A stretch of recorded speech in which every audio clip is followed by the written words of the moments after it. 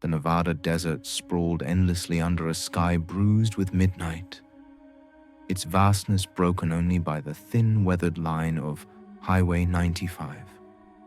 Clara Hensley gripped the steering wheel of her delivery van, a 2012 Ford Transit with a dented fender and a dashboard light that flickered like a dying star.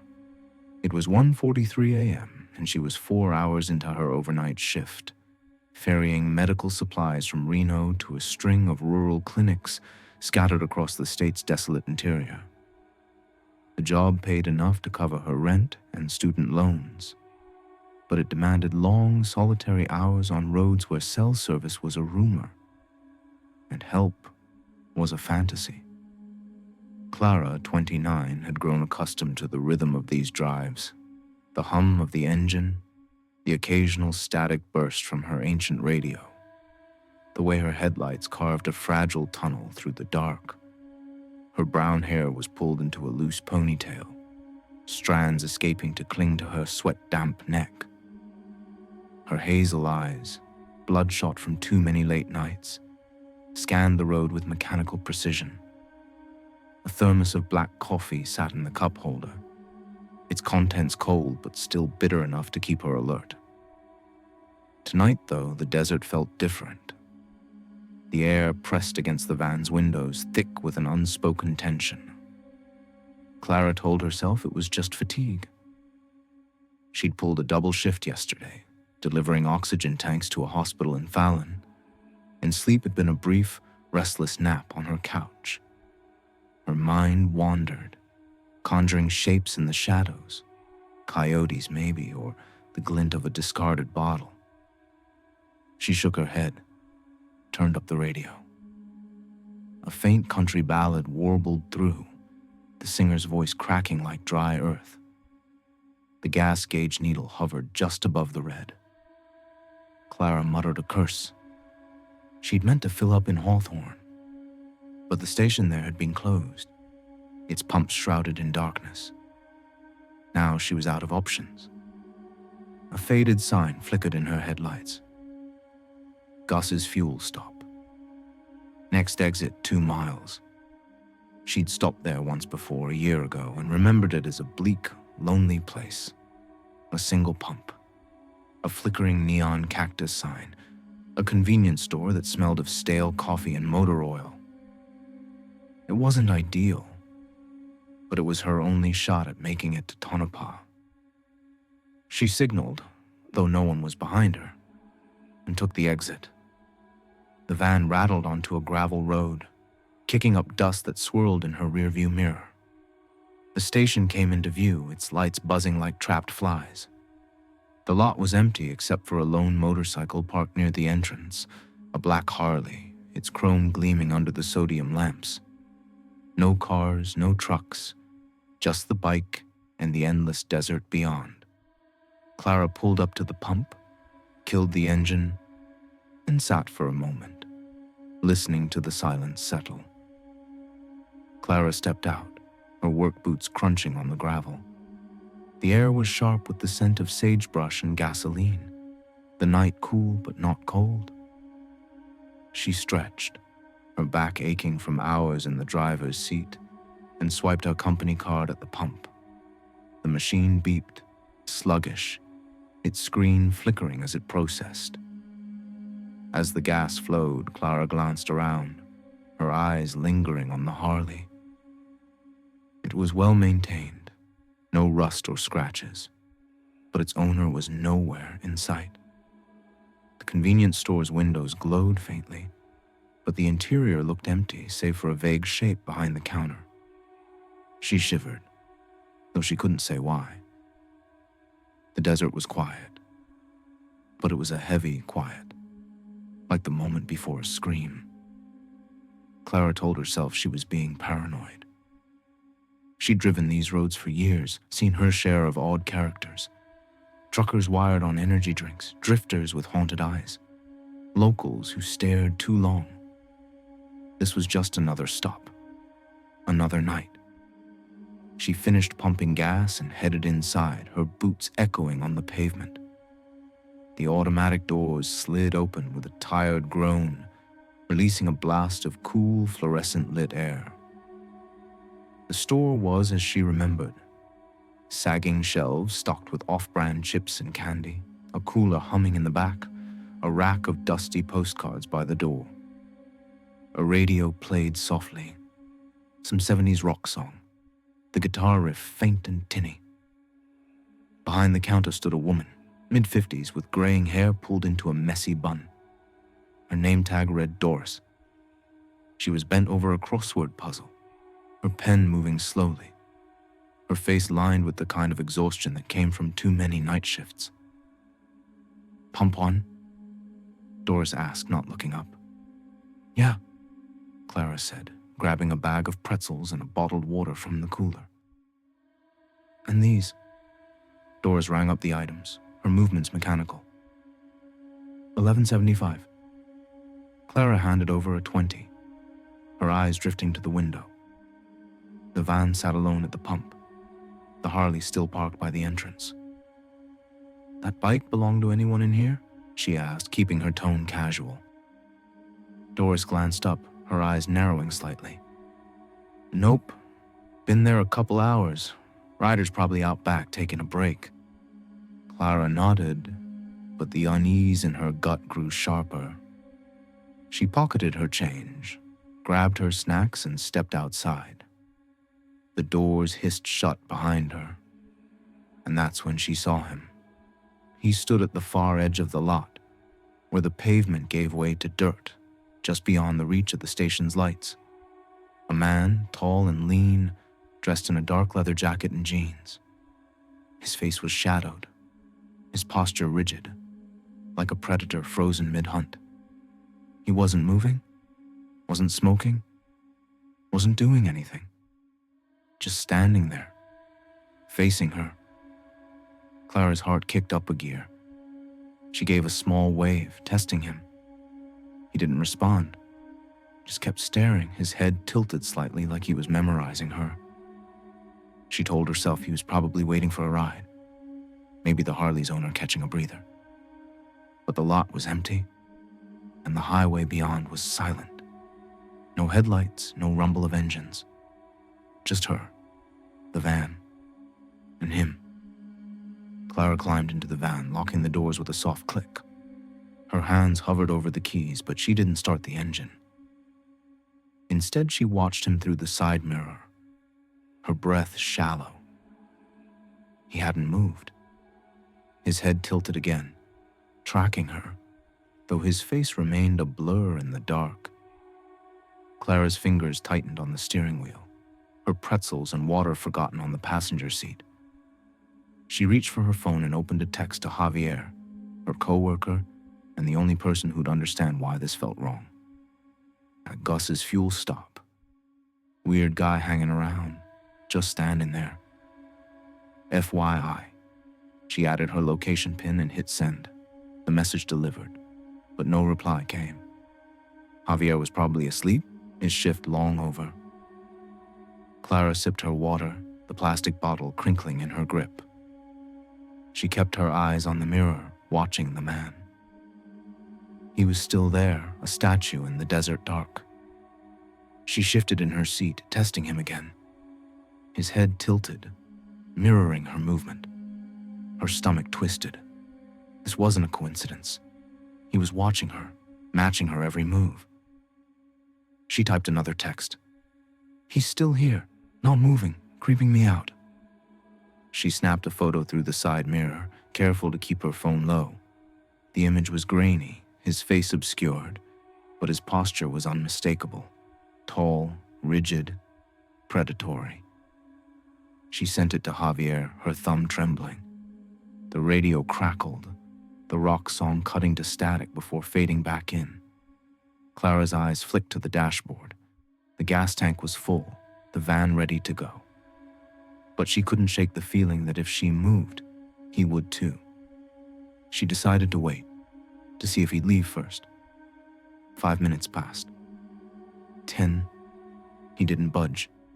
His hands stayed at his sides, his body unnervingly still. Clara's mind raced. She thought about calling the sheriff, but what would she say? A guy was standing in a parking lot, looking at her. That wasn't a crime. She thought about driving away, but the idea of him following her into the desert made her skin crawl. She was trapped, caught in a silent standoff with a stranger whose intentions she couldn't guess. Then headlights swept across the lot. A silver pickup truck, its paint chipped and faded, pulled in from the highway. Clara exhaled, relief flooding her chest. The truck parked a few spaces away, and a woman climbed out, talking loudly on her phone. She didn't seem to notice Clara or the man at the edge of the lot, her voice carrying snippets of an argument about rent. The moment the truck arrived, the man moved, not toward the station, but backward into the darkness. He didn't run, didn't hurry, just stepped into the shadows and vanished like the desert had claimed him. Clara waited, her eyes scanning the lot. Nothing.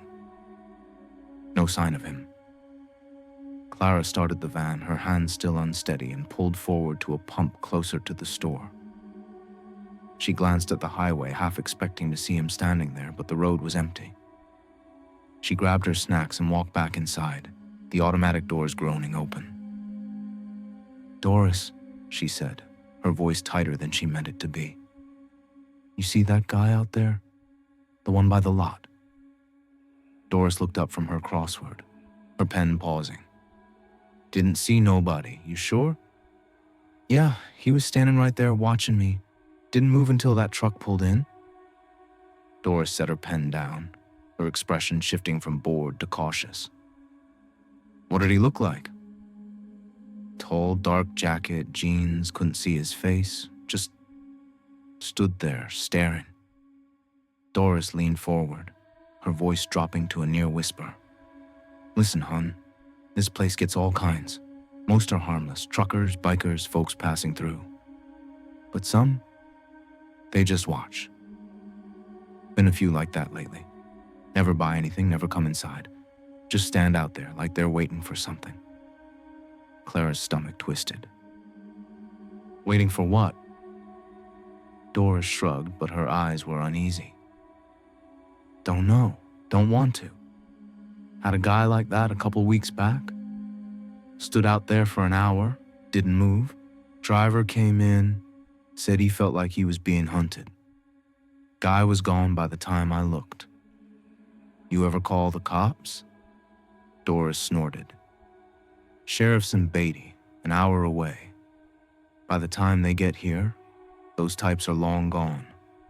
Best thing you can do is keep your doors locked, your eyes open, and don't linger." Clara nodded, her throat dry. She glanced at the window. The silver pickup's driver was inside now, buying a soda and still arguing on her phone. The Harley sat untouched, its chrome glinting like a warning.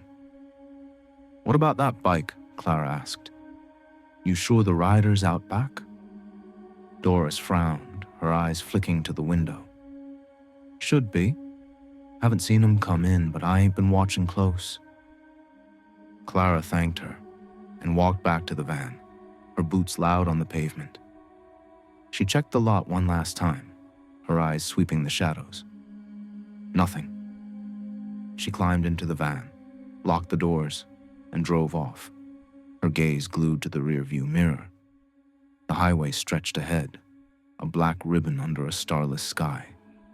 Clara kept her speed steady, her hands tight on the wheel. The desert felt different now, its vastness no longer empty but watchful. Every shadow seemed to move, every flicker of her headlights a potential threat.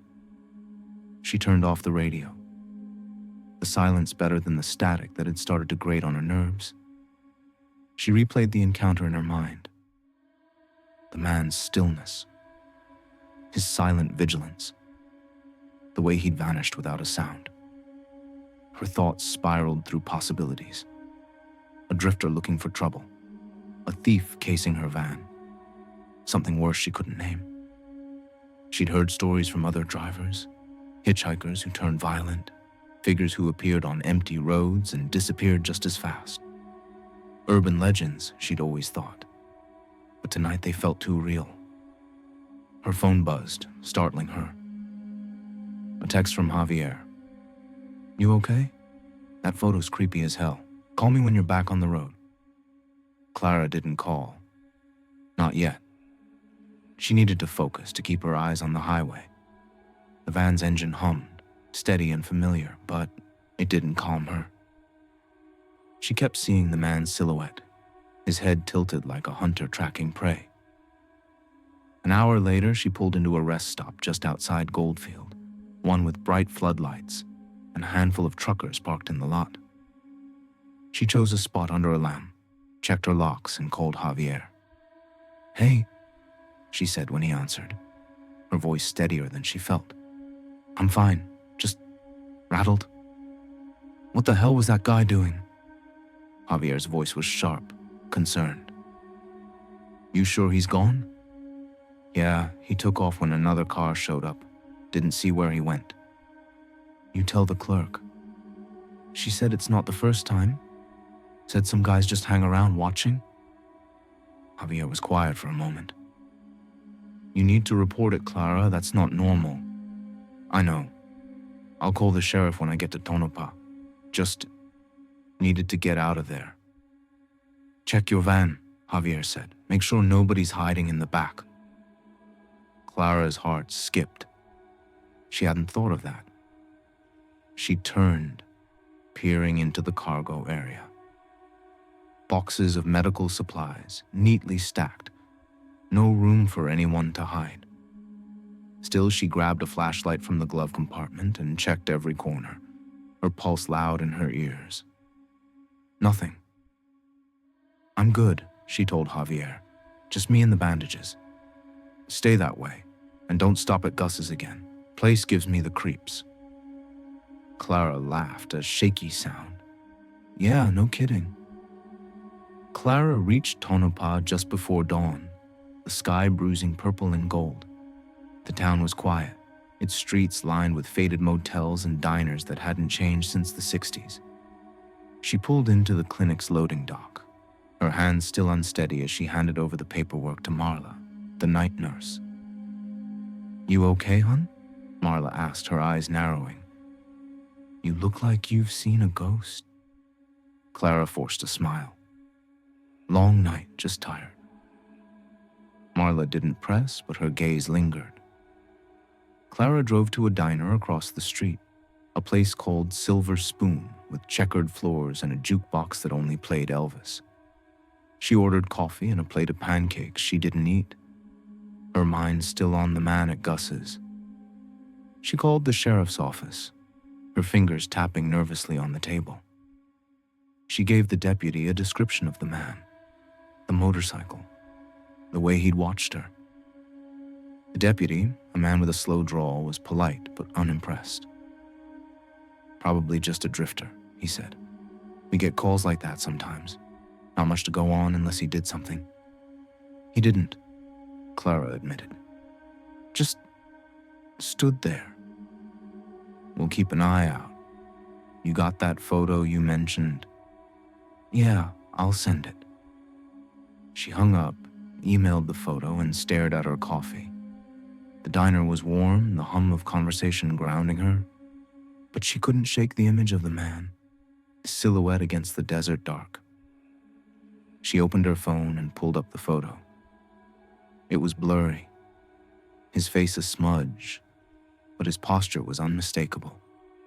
Rigid, predatory. For the next week, Clara took a different route, one that skirted Gus's fuel stop and stuck to busier highways. She checked her van before every shift, her flashlights sweeping the cargo area, the undercarriage. She started carrying a tire iron. Under her seat, its weight a small comfort. Javier teased her about it, calling her Rambo, but she could tell he was worried too. She tried to put the incident behind her, to focus on the routine load, the van, drive, deliver, repeat. But the desert felt different now. Its emptiness, no longer peaceful, but threatening. She noticed things she hadn't before. The way shadows moved in her peripheral vision. The faint hum of something that wasn't the engine. the prickle of being watched. One morning, as she scrolled through her phone over breakfast, she saw the news. A local station reported a missing trucker, last seen at a gas station off Highway 95, not Gus's, but close. The story was thin, no mention of a man in a dark jacket, no details about a motorcycle, but Clara's stomach dropped. She called Doris at Gus's, her hands shaking as she dialed. The phone rang and rang. No answer. Clara didn't drive that night. She called in sick, locked her apartment door, and sat on her couch, the tire iron within reach. She kept her phone open to the photo, zooming in on the man's blurred face, trying to make sense of it. The desert was vast, full of shadows and secrets. And somewhere out there, she knew, he was still watching. The weeks that followed were quiet, but the unease never left. Clara stuck to well-lit routes, avoided isolated stops, and kept her phone charged and ready. She told herself she was being paranoid, that the man was just a drifter, like the sheriff said. But the memory of his stillness, his silent vigilance, clung to her like dust. One evening, as she loaded her van for another run, she found something that stopped her cold. A small folded piece of paper tucked under the driver's side wiper. She unfolded it with trembling hands. No words, just a crude drawing, a stick figure standing at the edge of a circle, watching a smaller figure inside. Clara's breath caught. She scanned the parking lot, her flashlight cutting through the dark. Nothing. She burned the paper in her kitchen sink, watching the flames curl around the ink. She didn't tell Javier, didn't call the sheriff. What could she say? A drawing wasn't a crime, but it was a message. Someone knew her route, her van, her habits. Clara started varying her schedule, taking random exits, doubling back. She installed a dashcam, front and rear, its red light, a small reassurance. She told herself she was in control, that she could outsmart whoever was out there. But every night, as she drove through the desert, she felt the weight of unseen eyes, the whisper of something waiting. 3 weeks later, Clara was back on Highway 95, her new route abandoned after a clinic in BAT insisted on an urgent delivery. She'd argued with her supervisor, but the job was non-negotiable. She drove with her tire iron on the passenger seat, her dashcam running, her phone propped in the Q folder with Javier's number on speed dial. The night was clear, the stars sharp against the black sky. Clara's eyes flicked between the road and the rearview mirror, her nerves taut. She passed Gus's fuel stop without stopping, its neon cactus sign glowing faintly in the distance. The lot was empty, the Harley gone. She reached the clinic in BTI, delivered the supplies, and started back toward Reno. The road was quiet, the desert still. Then, just past the turnoff for Goldfield, her headlights caught something, a figure. Standing on the shoulder, maybe 50 yards ahead, Clara's heart stopped. It was him. Same dark jacket, same lean frame, same rigid posture. He faced the road, his head tilted as her van approached. She slowed, her hands shaking, her eyes locked on him. He didn't move, didn't wave, just watched. She considered speeding past, but the road was narrow, and she didn't trust her nerves. Instead, she eased onto the shoulder, stopping 20 feet away. She grabbed her phone and started recording, the dashcam already rolling. "Who are you?" she called through the cracked window, her voice steadier than she felt. "What do you want?" He didn't answer, just tilted his head, like he was amused. Then, slowly, he raised one hand, pointing toward the desert. Clara followed his gesture, her flashlight sweeping the darkness. Nothing but sagebrush and sand. When she looked back, he was gone. She floored the gas, the van lurching forward. She didn't stop until she reached a truck stop in Hawthorne, its lot crowded with rigs and floodlights. She parked, checked her footage, and sent it to Javier and the sheriff. The video was clear, his silhouette, his gesture, his disappearance, but his face was still a shadow. Clara didn't drive for a week after that. She stayed in her apartment, the tire iron by her bed, the dashcam footage on a loop in her mind. The sheriff called, saying they'd patrolled the area but found nothing. No man, no tracks, no sign of anyone. They suggested she take some time off, maybe see a counselor. Clara hung up, her anger hotter than her fear. She started researching, scouring local forums and news archives. She found stories drivers who'd seen figures on empty roads, gas station clerks who'd heard whispers in the dark, truckers who'd vanished without a trace. The desert was full of ghosts, it seemed, and Clara wasn't the only one who'd felt their gaze. She went back to work, but she wasn't the same. She drove with her doors locked, her tire iron close, her eyes always searching. She varied her routes, checked her van obsessively, and kept her phone recording every stop. She told Javier everything, and he started riding along on her longer runs. His presence a quiet comfort. One night, as they drove through the desert, Clara saw it again, a figure on the shoulder, just a flicker in her headlights. She slowed, her heart pounding, but Javier grabbed her arm. "Don't stop," he said. "Keep going." She did. The figure vanished in the rearview mirror, swallowed by the dark. Clara didn't look back. She drove on, the desert stretching, endless and silent, its secrets buried deep. Somewhere out there, she knew, he was still watching, and the road didn't care if she screamed it, just kept going.